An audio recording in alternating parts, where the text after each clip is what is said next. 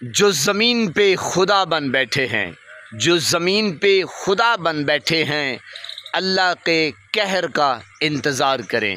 نواز شریف، شہباز شریف، مریم نواز اور حافظ جنرل سید عاصم منیر ڈریں اس وقت سے، اس وقت سے نہیں، اس وقت سے ڈریں کہ جو ہنستا ہوا چمن ہم دیکھتے تھے، گلستان پھولوں سے، کلیوں سے مہکتا ہوا، چٹکتا ہوا، پہاڑ، ہر سو پھیلی ہوئی حسین وادیاں اور جھلملاتے ہوئے آبشار، گرتا ہوا جھرنوں کا پانی، ایک سیکنڈ میں تہس نہس برباد کر کے رکھ دیا مالک کائنات نے، تخلیق کائنات نے۔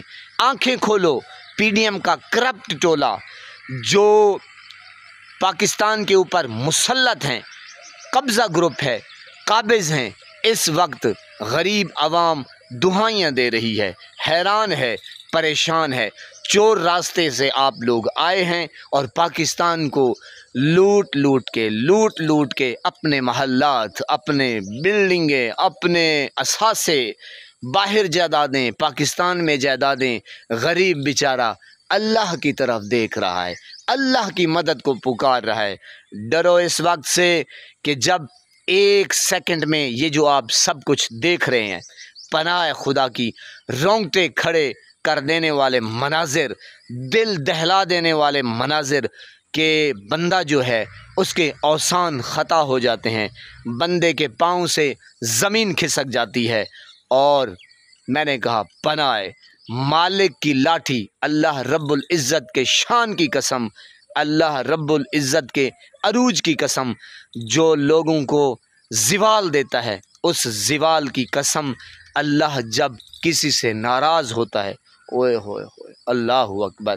حافظ صاحب، یعنی کہ بڑی حیرانگی اور پریشانگی کی بات ہے کہ اگر عمران خان معافی مانگے تو جناب وہ فرشتہ، اگر معافی نہ مانگے بقول آپ کے وہ ابلیس، وہ شیطان تو وہ ہے جس نے 9 مئی کا یعنی کہ ڈرامہ رچایا، CCTV فوٹیج غائب، اصل ثبوت غائب، شیطان کون ہوا؟